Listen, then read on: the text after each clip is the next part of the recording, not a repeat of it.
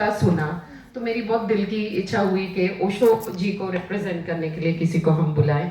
तो स्वामी चैतन्य कीर्ति जी से ज्यादा सीनियर और ऐसे सन्यासी जो ओशो जीवन थे और उनके साथ सालों गुजारे हैं और उनके साथ रहे और उनकी बहुत सुपर्ब अनुभूतियां भी है।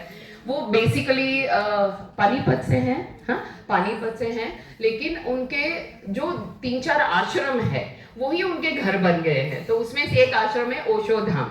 और वन ग्रेट थिंग इज कि जब पत्री जी जिंदा थे तो पत्री जी ने बहुत बार इनको मैसेज भेजा था, आप हमारे इवेंट में आइए हमारे, पर हर बार ये व्यस्त होते थे, इनके पास डेट थी नहीं। और देखो आज मैंने एक ही बार फोन किया और बोले रीटा जी मैं फ्री हूं, मैं आ रहा हूं। तो basically Dhirendra sir, basically if you go to see this is Patri ji desire जो आज पूरी हो रही है। He is a great master. इनका मेडिटेशन भी बहुत मस्त है, इनकी प्रेजेंस सुपर्ब है, इनका पूरा फायदा उठा लेना, ठीक है। Swami ji most welcome. हम दिल से आपको आज हमारे साथ इन्वॉल्व करना चाहते हैं। Thank you.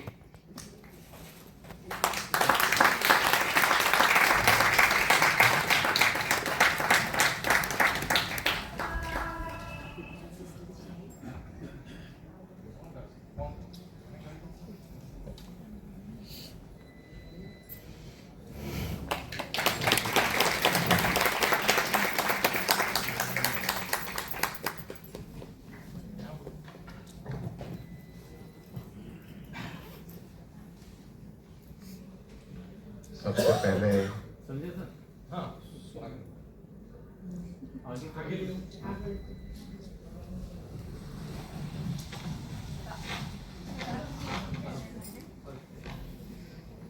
स्वागत तो आपका रह गया। कोई नहीं, बाद में टीका हो जाए। माँ ने स्वागत कर दिया और क्या स्वागत। मुझे याद है कि मैं इनको मिला हूँ कुछ 15-20 साल पहले, सूरत में आना हुआ था और मैं देख के हैरान हुआ था कि अंदर ही उन्होंने पिरामिड रखा हुआ है अपने शोरूम में और वहाँ ध्यान हो रहे थे। तो तब तो मेरी उत्सुकता जगी थी। उसके पहले मुझे स्मरण आता है कि पत्री जी पूना आए थे और जब भी कोई विशेष व्यक्ति आता था तो मुझे बुलाया जाता था कि उनको मैं टूर दूँ। तो उनको मैंने टूर दिया था और हमारी बातचीत हुई थी। उसके बाद उनको निमंत्रण मुझे मिलते रहे, पर मैं चूँकि मासिक पत्रिका निकालता रहा हूँ, शिविर लेता रहा हूँ, तो मेरी डेट्स पहले से बंद ही रहती थी, तो कहीं जा नहीं पाता था। खासकर अक्टूबर के दिनों में उन्होंने कभी मुझे निमंत्रण भेजे थे जब वो बड़ा सम्मेलन करते हैं। पर पिछले साल दिसंबर में मेरा बेंगलोर में कैंप था 26, 27, 28 दिसंबर को।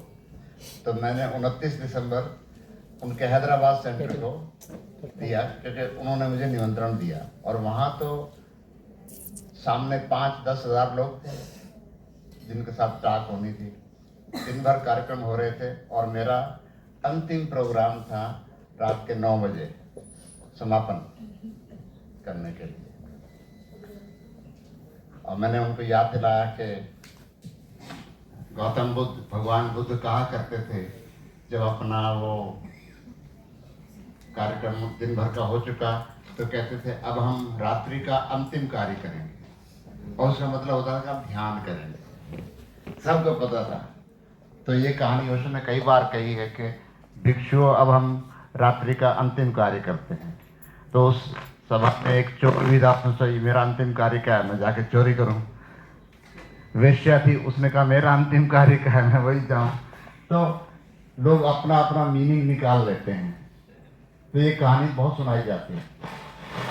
तो ये तो मैंने ब्रीफ में बात कही। अब जो हम प्रयोग करने जा रहे हैं उसको मैं कहता हूँ OTP। आप जानते हैं OTP क्या होता है? और मेरे लिए OTP है ओशो तंत्र प्राण। इसको आप ओशो ताओ प्राण भी कह सकते हैं। और जो हम प्रवचन सुनेंगे थोड़ी देर 10 मिनट के लिए सुनेंगे ओशो का, वो है वैसा ही जैसे कि आप आनापान सती योग करते हैं, तो प्राण योग पर ही प्रवचन है। और मैंने देखा कि ये तो सनातन काल से ही व्यवस्था चलती आ रही है। जो भगवान बुद्ध ने दिया उससे पहले कृष्ण कह चुके हैं, भगवान शिव कह चुके हैं, तंत्र भी है, और लाओस से ताओ भी कह चुके हैं। तो कुछ चीजें कॉमन होती हैं, सबकी होती हैं वो, और वो आपके लिए ओटीपी बन जाती हैं, लिंक खुल जाते हैं आपसे। और लिंक ऐसा कि आप शरीर से आत्मा में कैसे प्रवेश करें, वो लिंक है, सहज होता नहीं है। और वो जो श्वास की प्रक्रिया है वो लिंक बनती है, और उसको कैसे खोलें। ऐसे हम डायनेमिक मेडिटेशन में अराजक श्वास लेते हैं, साफ सफाई करने के लिए भी, जैसे इनका विस्फोट हुआ पहले चरण में 10 मिनट में हो गया, तो वो है अराजक श्वास। अराजक श्वास जो होती है वो आपकी भीतर की अराजकता को उकसाती है, आपके क्रोध को, आपकी ईर्ष्या को, आपके जो भी नेगेटिव फीलिंग्स हैं उन सबको सतह पर लाते हैं। क्योंकि नेगेटिव फीलिंग आप ज्यादा दबाते हैं। आपको ऑफिस में बैठे क्रोध आ गया, ऑफिस बॉस पर तो चोट कर नहीं सकते कुछ, तो दबा देंगे, या किसी बड़े पर क्रोध आ गया दबा देंगे, तो वो सब दबता ही जाएगा और नाभि के आसपास इकट्ठा होता रहता है। और जगह ज्यादा है पेट में, नाभि के पास ही है, तो सारा कुछ वहीं इकट्ठा होता है, इसलिए नाभि बहुत कमजोर हो जाती है, इतना बोझ सहज है, और वो दुर्बल हो जाती है, और उस कारण से सारी बीमारियां आपके जीवन में आती हैं। तो उसके लिए ओशो ने दिया सक्रिय ध्यान, डायनामिक मेडिटेशन। पर आप सारा दिन तो डायनामिक मेडिटेशन करेंगे नहीं, सारा दिन तो आपकी श्वास ऐसी चलनी चाहिए जो कि लयबद्ध हो। जितनी श्वास लयबद्ध होगी उतने आप विचार आप संतुलन में आ जाएंगे, फालतू विचार आपको तंग नहीं करेंगे। तो श्वास सारा दिन ठीक लय से चले, नाभि को छुए। जैसे एक बच्चा मौन में, आनंद में, 1-2 साल का बच्चा पड़ा होता है तो आप देखते हैं सब पेट ऊपर नीचे अपने से हो रहा है, वो कर नहीं रहा है, हो रहा है।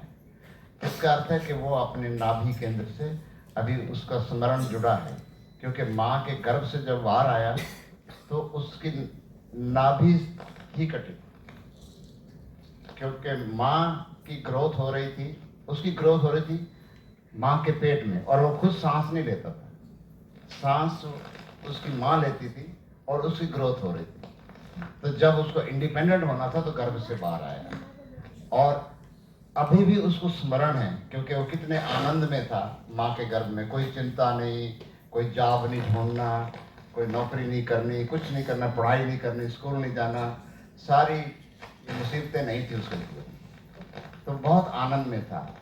तो वही अवस्था हम उपलब्ध करें तो ही हमें आनंद मिलता है, अगर हम थोड़े होश से भर जाएं। पहला तो बच्चा जब गर्भ में था तो वो होश नहीं था जितना, तो